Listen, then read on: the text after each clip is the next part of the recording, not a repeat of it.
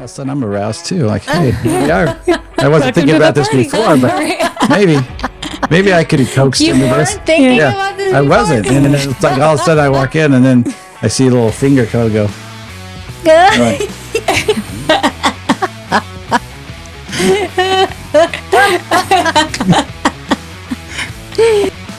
All right, so today we're talking about throupling in the bedroom, embracing sexual diversity and polyamorous triads.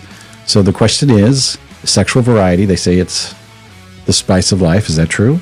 They say variety is the spice of life, but yet sexual variety is not allowed. It's like highly frowned upon. So, but everybody wants their sex life to be spicy. Mm-hmm. It's allowed in our worlds, I think. I think we're, but everybody else is finding themselves in a conundrum. Yes. So let's talk about what we're really here to talk about: sex in a throuple. Mm-hmm. Why is it different? Why is it better? Why is it not better? Like, what are we comparing it first? Compare it first with monogamy? Yes, let's do it. Let's do it. Okay. So is it better? I think so. I would say in every way. I can't think of any. Yeah. You're like, how is it better? How is it not better? Like, I don't know how it's not better. I don't know. It's like 100 times better. 100 times better. Yeah. Oh. Because it gets, gets stale very quickly when you're in a monogamous marriage. It's like you keep trying to find new ways, keep it fresh, do something a little different or whatever. But there's something about in the throuple dynamics, like somebody's always in the mood, something's always a little different. Right. There's a lot of variety. And variety is the secret to maintaining desire. And somebody's always bringing something in, to it that they want to do or try or whatever. Like, well, all right, let's do it. Like, yeah. Most of the time, at least one person is in the mood. And if one person is, usually you can get the other. And most of the time, coerced into sexual activity. Exactly. Oh, no. Yes. Yeah. At any point, too, if any two of us are having sex and somebody else walks in, it's like, all of a sudden I'm aroused too. Like, hey, I wasn't thinking about this before, but maybe I could have coaxed into this. Thinking about this I before? wasn't. And then it's like all of a sudden I walk in and then I see a little finger kind of go. Right.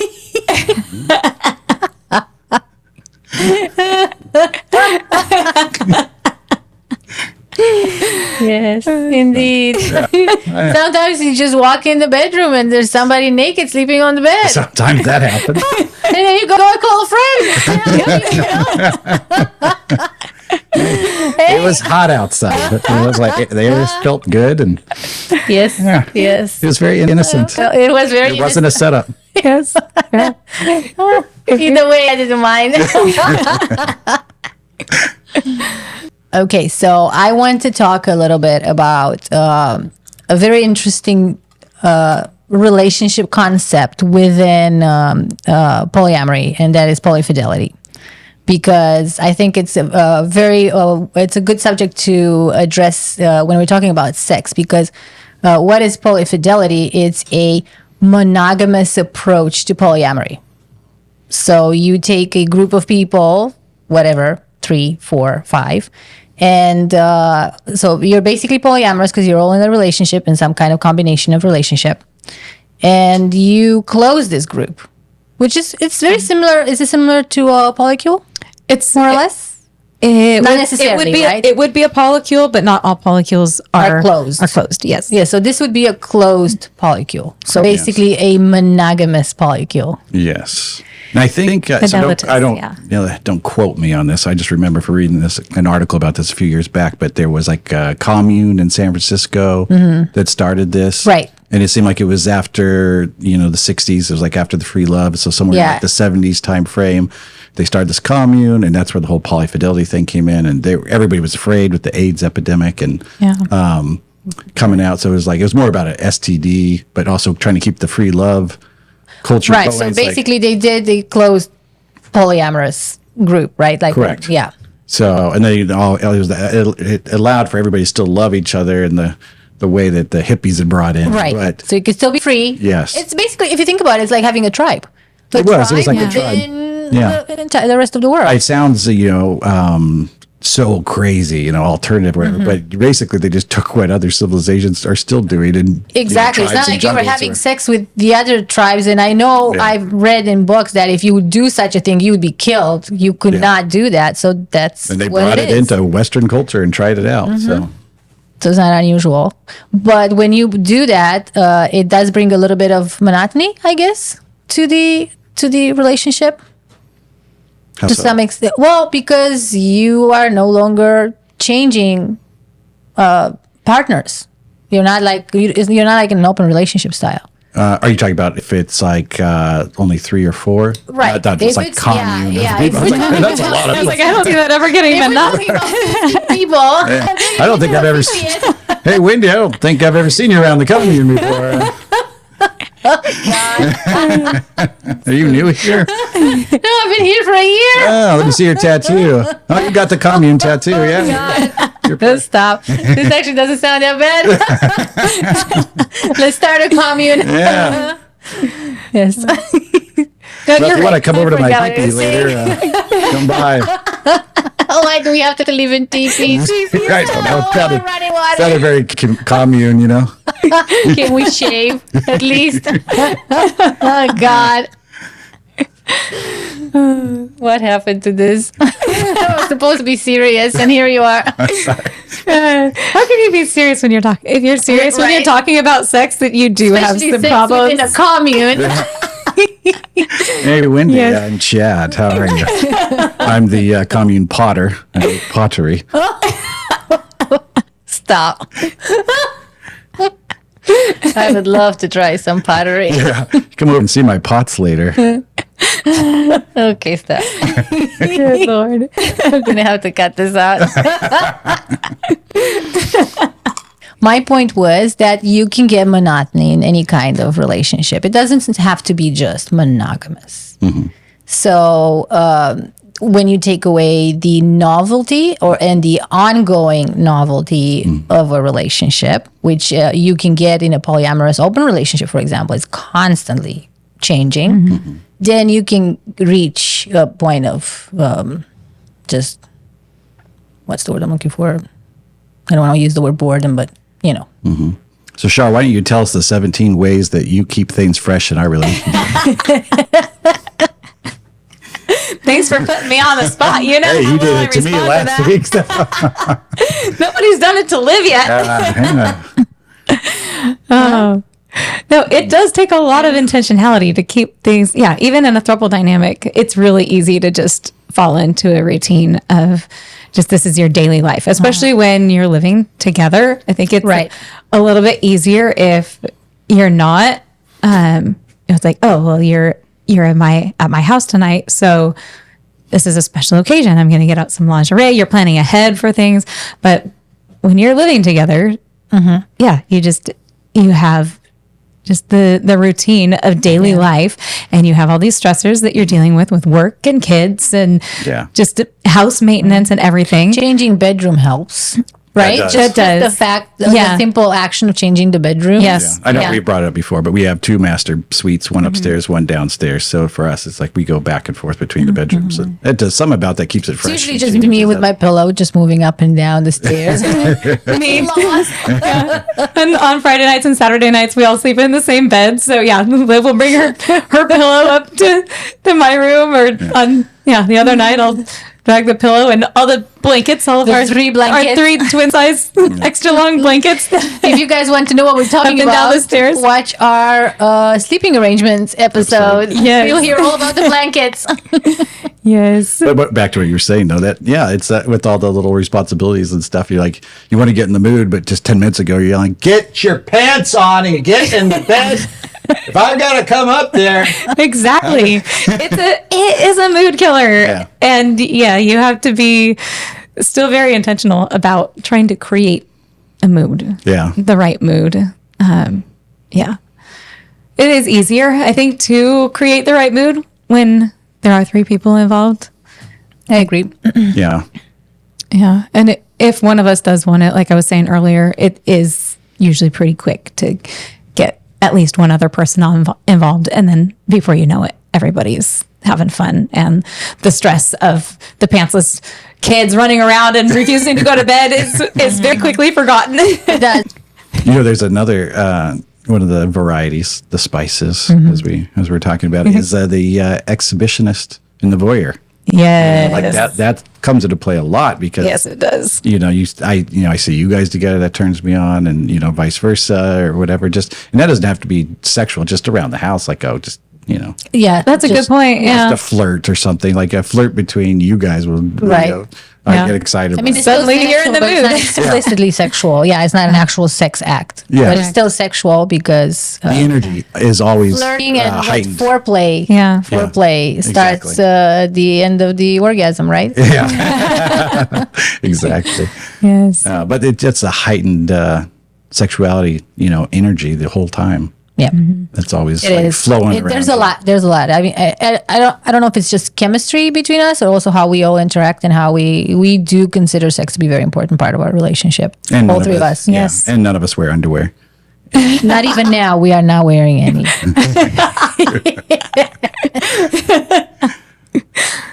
Too much for you. Don't tell them all that. They'll need to get on Amazon and buy underwear. Do you think we're wearing underwear right now? Comment below. Let us know. What is the secret to desire in a long-term relationship? In your opinion, Josh? My opinion.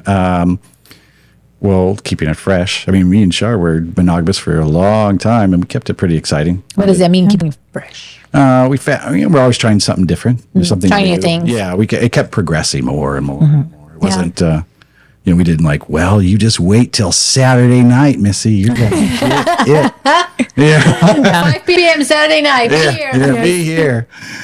It also helped that we didn't have kids for a long time, so there was a lot more opportunity there to have spontaneous fun. Right. I mentioned before, we really enjoyed a lot of role plays and all that, which is one of the best things I think about being in a throuple dynamic is a lot of the things that you use to role play you can do for real life now, or Yes. even just having the two of us. I love planning stuff, the two of us, and it's a different level of excitement and It fun. is. All of a sudden, there's 3 people. Yeah. So much more stuff Yeah. that you can do.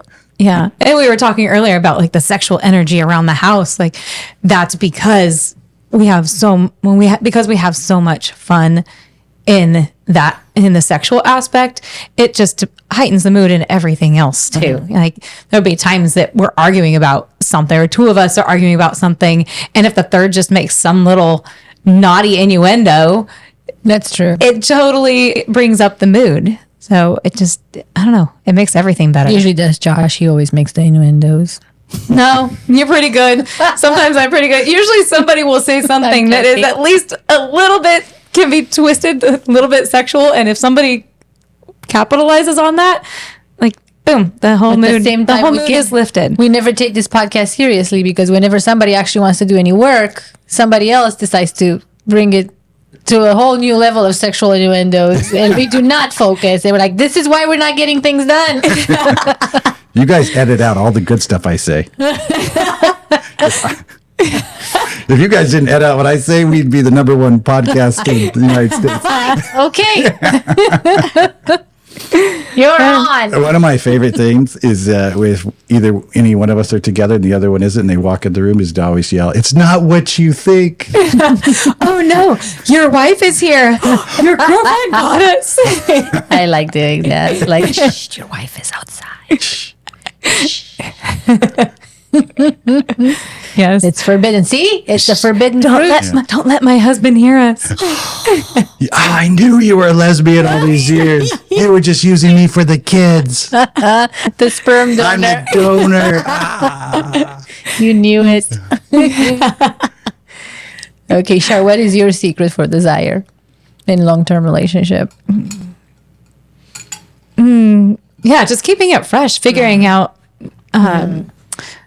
new things. And for me, a lot of it is still just uncovering all the sexuality that I've been suppressing. So if I have a thought that makes me feel uncomfortable, my natural instinct is to just push it away. Like, oh my gosh, why would I think that? And now I'm like changing that to where I'm like, oh, wait, what was, come back here. What was that? What's this? Yeah, exactly. Like, why did I feel that? More. Why did I feel that way? Why did I think that? Why did that make me uncomfortable? Even just seeing things like on social media or in the news or whatever, where you like something stirs up like negative energy, I'm having to stop and like consider like, okay, what is it? Why do I feel this way? And sometimes it's nothing. Sometimes it really is something that I should be like kind of have a bad negative concept of. And other times it's like, I didn't even know I had like, that's a mental block. I didn't even know I was dealing with that. And then, so that's been a lot of it for me. Like as far as keeping it fresh is just allowing all of my sexuality, like inviting all of my sexuality to be to the surface and embracing that. And I think that's something that I think a lot of our culture doesn't do, is just being honest with themselves about what they really want. Just because so much stuff is very taboo. And why would you even want to let yourself think about these things if you know you don't have a partner that would support this? Exactly. So I think we're kind of in a unique dynamic where we can be honest with ourselves, and then we can be honest with our partners, even if our partners aren't like, I'm totally into that. We're also in a place where we know we aren't going to be judged for having those fantasies. And we are, but I don't know if people are in a no monogamous relationship. Most people are not. We were talking about that. Like if there's a risk there. Yeah. Like telling somebody, hey, I don't like our sex lives and I want to try this. Ooh. Yeah. It's usually met with, how dare you? But in honesty, usually the other partner is also denying themselves or at least not being honest with themselves. Are they going to admit it? Right. I don't know. They're not going to admit it because it's easier than to bare your soul as well and say, you know what, honey, I too have these things and I'm kind of feeling uncomfortable with my urges, but I want to talk about it. It's easier to just, I'm better than you. You're a whore. It's so much easier. Yeah. How dare you want something different than me? To destroy our relationship. This is your fault why we're not working. Or even if it's not how dare you want something different than me? Even if it's just, how dare you want something different than what I'm already giving you? That too. Yeah, there we go. I thought, that's true. I thought I was giving you everything. Yeah. I should be able to give you everything and you should be my everything. Yeah. Now, Char, you read some books that helped you, right, with that? I think our listeners would probably like to hear some of the... Yeah. Can you share some of the stuff that you learned along the way? I don't know if YouTube will like, it's the title of a book, Pussy by Regina Tomshower. we can beep it. Yes. Mama Gina. I think people know who she is. Yes. E-U-S-S-. Why? Yes, I actually read that book too, and we didn't even know each other. Yeah, we didn't even know each other. Yeah, I think I had started it. I was in the middle of it, I think, when we met, and I was like, I was talking about something in a book I'm reading, and she's like, have you read? Yeah. And I was like, that's the one I'm reading. So that was very helpful. There were some others as well. I can't remember off the top of my head, but I'll put it in the comments if I remember. Yeah, I'm a big fan of Esther Perel. I spoke about her book before. Actually, I just mentioned a book that kind of opened my mind to being okay to be non-monogamous, and that was The State of Affairs that she wrote. And I know Mating in Captivity. Josh, you read it? Yes, I did. I like that book. And it talks a lot about desire and how to maintain desire fresh in a relationship. She's amazing. She's super smart. Yeah, she changed my life. She's super smart. Do you know she speaks 9 languages? Yes. She's brilliant. She's incredible. Anyway, I'm a big fan. So if anybody wants any type of advice about alternative relationship structures and how to keep desire and sexuality fresh within your relationship, she's the one to read. Yeah. So how about the same question to you? How do you keep relationships fresh, exciting, new? So for me, what I've discovered that is really important is it's obviously new things, but that's like, it's easy to say and it's easy to kind of get lost in like, what is new? And the wanting something that maybe I can't have. So bringing an element of forbidden into it, that to me is very exciting. Like even what turns me on a lot is when I watch you two interact in a way that is just the two of you, and I just you two talking. I'm not necessarily like maybe talking, flirting, whatever, that type of thing. I'm not talking having sex, but if I watch you two and I'm not part of it, there's this invisible line that is being traced between us, and that makes me want it. Not in a weird like, oh, get out of here, pushing Char aside or you aside, but like it makes me wait for my turn, and that creates the want, the need, and it's no longer just there whenever I want it. Yeah. Because if it's there whenever I want it, I don't really want it anymore. So a little bit of the scarcity, maybe. Yeah, I guess it's just like the main thing, and that's what I learned from mating in captivity. The driven force behind desire is wanting. So being in a state of wanting, not in a negative, painful, hurtful way, but just having to wait and want for something, it increases my desire tenfold. I know you spoke about that on maybe it was the sleeping arrangement episode too, but you talked about I trade off rooms, Sunday through Thursday. Right. But you'd mentioned that every other night, you get to catch up on your reading or do things, take self-care things you want to do for yourself. Right. But then the other night you're like, now it's my night. Yes. It's exciting. Like, it's fresh. It's fresh, and it's just like it's the perfect arrangement for me because I love having that me time to do all my divine feminine meditations and all the stuff that I do. But at the same time, in the back of my head, I know that the next day I'll spend the night with the two of you, or you and I, and it's like, ooh, it's exciting. I get to wait for it. Yeah. That's always been a thing ever since. I think I discovered I was reading some of those erotic books, that women used to. I stole it from my mom when I was like 17 or something. I don't even know what it was. It was some stupid stuff. And it was about that, like this woman wanting to have a relationship with someone, and it was forbidden. I thought it was the hottest thing. And that's ever been my thing. Yeah. So that's how I keep things fresh. Nice. I get in a throuple. That's the secret. That's the secret. Yeah, it definitely helps. It definitely makes it more exciting. The trading off every other night. Like, you better take advantage of what you have tonight, because he's not going to be there tomorrow night. Yeah. Yeah.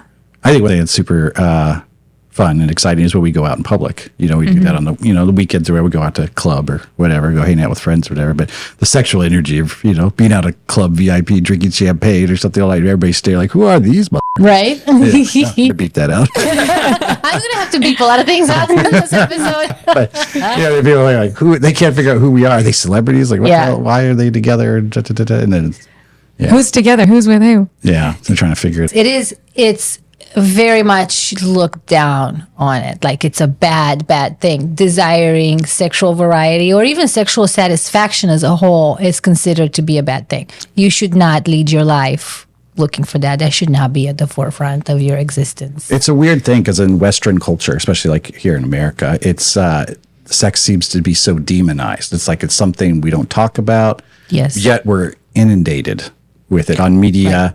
So because we don't talk about it, right? Sex and fantasies in our face all day long, but we're never supposed to actually do any of those things or act on it unless it's in secret and private. Yeah, we're not considering sex as being a normal part of somebody's existence, like eating, sleeping. Yeah. So you've been all over the world. You're from Europe. What was it like outside of the United States as far as sexuality?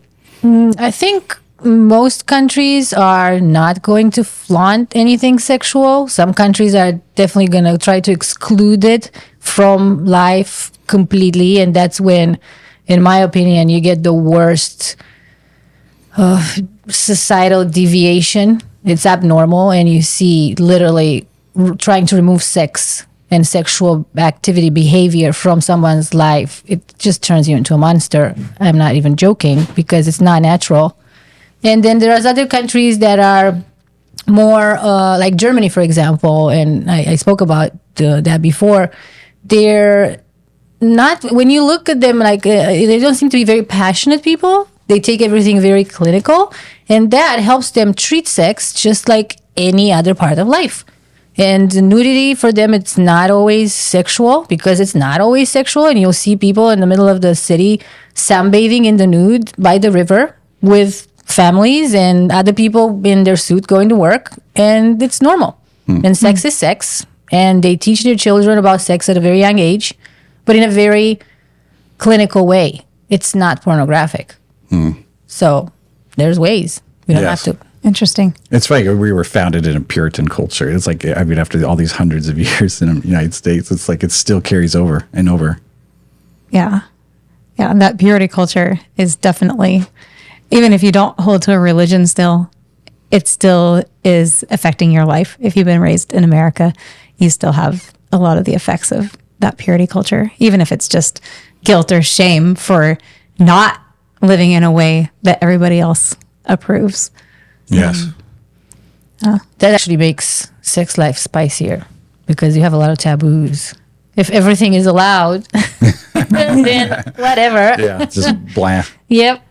But now, like here, for example, in most other countries, like in modern countries, you have these like forbidden fruits, and you act differently in your sex life and in the bedroom than you act on your daily activities in the office.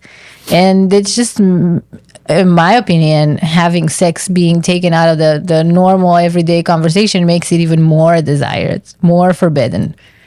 So I think the problem is that you have a lot of people who are still trying to abide by those rules, though. So you have all these taboos, but very few people are actually acting on them. So you still have like those desires, but you have the suppression of those desires. Like, right. And you've lived like that, right? You grew up like that. Yes. Suppressing sexual desire. Yeah. I followed all of the rules to a T. Like, right. Josh wasn't just my first sexual experience. Like, he was the first one I kissed. I never even held hands or dated anybody. Like, I was just like that perfect little church girl, followed all the rules, and then got married and did everything that culture, and especially the church, says. Do this and you'll have a great sex life. You'll have an amazing marriage. We did have an amazing marriage, but the sex life was like it. How did you perceive the notion of great sex life? What did that mean to you? Just a sex life that's very enjoyable. You don't have any of the sexual insecurities or sexual baggage from giving yourself away to other partners. So you have the analogy of like you have this beautiful rosebud and it's just perfect, and then you pass it through a crowd, and by the time it gets to the end, it's withered and smashed and bruised, and it's pointless. Just put it in the trash. And they held that up as the example. I'm like, okay, if you have this beautiful virgin, it's this beautiful, perfect prize, and then you pass it around, every time somebody else touches it, it loses its value. Right. And it having that mentality is just, it's so damaging. It is, but listening to you talking about it, I understand the whole notion of sex was negative. That's the whole idea, because if you look at sex, how I look at sex now, as an enriching, emotional, and sometimes even spiritual experience, because I consider it a positive thing. I don't consider it a negative thing. Then I never think about, like the more you have, the more like wear and tear, you're damaged. Mm-hmm. But if I would think about it as a bad thing, like, I don't know, anything, drinking, for example, the more you drink, the more you're going to mess up your body. Then you see the analogy, what I'm getting at? Mm-hmm. Yeah. Like it was perceived as being bad to begin with. So how are you ever going to have a satisfying sexual life after marriage if it's not something that you're supposed to have and enjoy? Well, and I think that's where a lot of my issues came from, was like sex and sexuality was something to be hidden, and really sexuality is shameful. So, but it was like I was supposed to somehow figure out how to have my sexuality completely turned off until I get married. And then you turn it on, but only in the bedroom and only like within these parameters. A lot of conditions. Yeah. And it took me years to realize that is a fallacy. You can't do that. Mm-hmm. Your sexuality is either turned on or it's turned off. And once I figured that out, it was literally like a light switch. Like I think there was times that I wondered, I just thought that a lot of my sexuality just didn't exist. And then once I figured out that it did exist, it was just a matter of figuring out where that light switch was. Mm-hmm. And once I figured that out, right, it didn't take that long. Right. And that only happened once I threw out the rule book. Mm-hmm. And yeah, so following all of the rules, that didn't get me a sex life that I was happy with. It didn't give me a sex life that my husband was happy with. And it was snowballing, causing more and more issues. Mm-hmm. So even though we had a great relationship, an amazing, loving marriage outside the bedroom, it was causing frustrations for both of us and insecurities for me. And and then once I threw out the rule book, literally just, and not saying that I started like just going out, and I didn't totally throw out everything and start. You were cautious. Yeah. You didn't you weren't one of those, the pendulum didn't swing the other way and you were like. Exactly. We see that all the time. But that's better, right? Like the healthier approach. Growing up, I grew up in the same, same group, circle basically she did. Not the exact same one, but similar, just somewhere else. And it was the same thing. Like you watch over time, all these people that were super conservative, they grew up, they wore their little purity rings, purity culture, whatever. These people went off the freaking deep end later on in life. Like they see that all the time. Yeah, I saw everything. They got into porn, gay porn, like just weird. That's what I was saying. You can't take this away from people. No. It's not gonna be right. Yeah. You're not gonna be developed. I went to one of those things that like she was talking about too, and I remember it was in Southern California. It's like this huge youth group event, and they had this guy come out, Josh Harris. He talked to all these kids, and they did this little analogy, I think, where they took a Tic Tac and they handed it, and then they passed it from kid to kid. How to kid deep! To kid. I wish I would think about smart ways like that to get my points across. And the talk was something about like, you imagine this Tic Tac is you, and by the end, no one would want you anymore. And they asked you, who wants to eat that Tic Tac? And there was, and at the end of it, they were asking us all one by one. So are you gonna, be pure to marriage? And I said no. And they, why not? I was like, because I'm not a Tic Tac. Did you really say that? I was a very honored teenager. I tried to give us a little ring. I was like, no, I'm not taking the lead. Like, I'm not doing this. Yeah. Yeah. But so we proceed with caution. Like I had also, like Josh said, I'd seen the other side of the pendulum where just having total disregard for your own boundaries, or maybe not setting your own boundaries, also doesn't work. And that leads to a lot of brokenness and heartache as well. So I tried to, use my own common sense and comfort zone. I think that was the secret, because you used your own your decision. It was your decision. Yeah. You weren't breaking free and escaping and then going crazy. You decided how to give and how much to change, and they gave you power, so you didn't have to overcorrect. Yeah, I think that makes a lot of sense. But with that said, there's a lot of things that I never would have discovered about myself if it hadn't been for opening up and having other sexual partners. Like, there's no way that I could have discovered certain things about myself. Yeah, that makes a lot of sense, because even things that you don't think you have when it comes to sexuality, because it's so hidden, because it's considered such a secret, taboo, dirty, wrong thing. You don't even have to be in a family where they say that to you. All you have to just be out, see a movie, be in contact with your friends, see how society treats sex.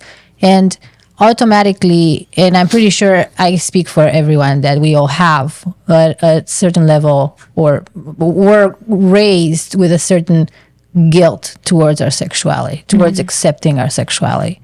Because it was everywhere. Yeah.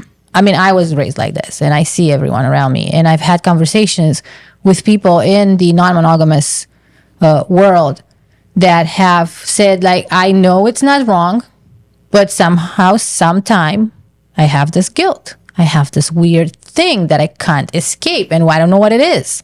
And that's what it is. It's being brainwashed, being raised to believe it's wrong. Yeah. And I think even if you personally know it's not wrong, just knowing that people that you love and care about think less of you for certain aspects of your sexuality, like it's still hurtful and damaging to you. Yep. And then automatically with all this, you're just not going to explore. It's easier just to demonize sex, non-monogamy, any kind of alternative structure. Yeah. Or if you explore, it's done like very in secret. Yeah. Which Secretly. is damaging of itself as well sometimes. I feel like the people that toss shade to these whores over here, but they're just sexually frustrated themselves. And it's like misery loves company. Like, can't you get in line and be just like us? It's never about the whores that they're referring to. It's always about them. People that, that make these kind of comments and feel the need to judge or throw stones at somebody. Yeah. But anyways. Yeah, it's fun. Yes. It is. I want to go back to the fact that we are trying to get everything out of one partner today. And we're trying to get everything that a tribe would have given us back like thousands of years ago. Mm-hmm. And by that, I mean intimacy, stability, familiarity. But at the same time, we want to have this spectacular off the charts sex life, because we all want to have that. Nobody's going to say, no, I don't want to have a good sex life. Mm-hmm. But nobody's going to talk about it if it's lacking, or even if it's good. Nobody's going to say mine is amazing. But the notion, and this is something I learned from Esther Perel again, the notion of marriage and the existence of desire in the same relationship, it's very new. It's a modern world need, because before, marriage was just about financial stability, raising a family, working the field. It was never about sexual desire and sexual satisfaction, and that was always something that was being procured from outside the relationship. And now we no longer do that. We want to be monogamous, and we also want to be observe fidelity within the relationship, and we're trying to get it all in one place, and it's not possible, because the moment familiarity and stability comes into the relationship, that's when desire just goes out the window, because desire has nothing to do with that. Desire is not about the need.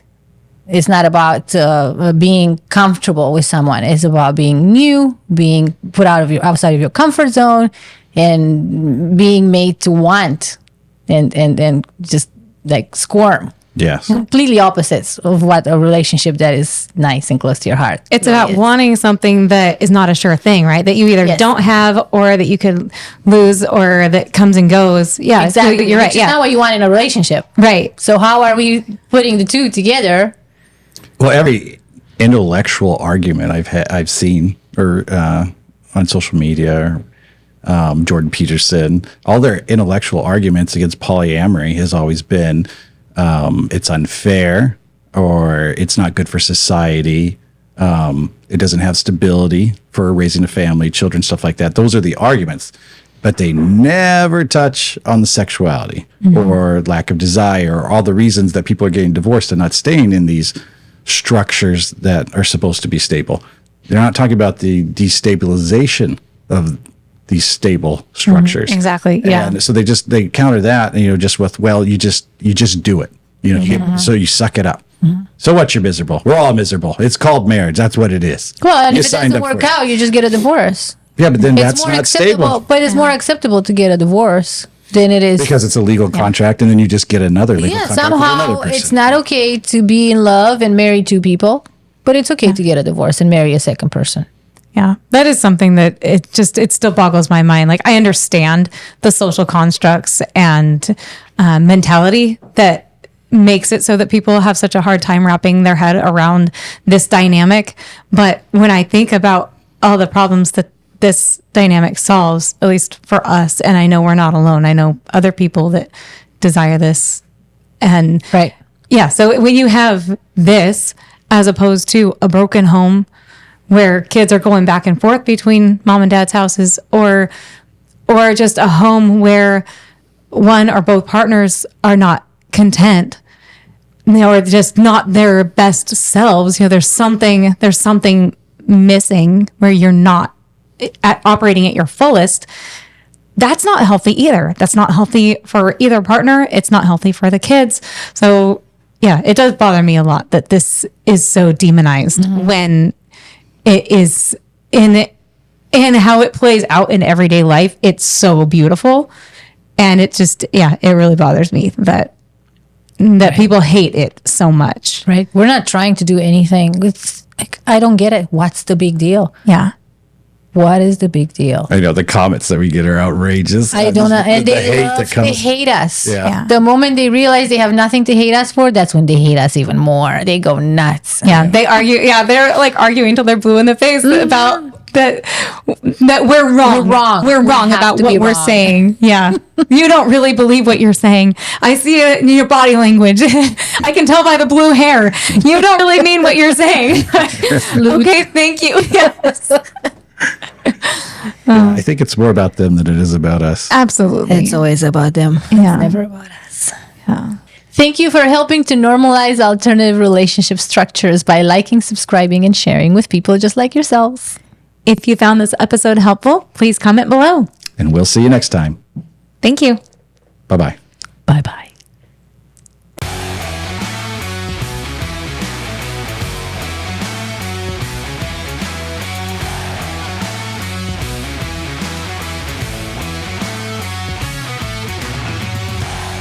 Where did you take me to the Terry Black's barbecue? Yeah. You keep putting out that energy. Has it so and easy. we're never going to get to go to Terry Black. Yeah, you're putting out that negative Joe Rogan. I'm not.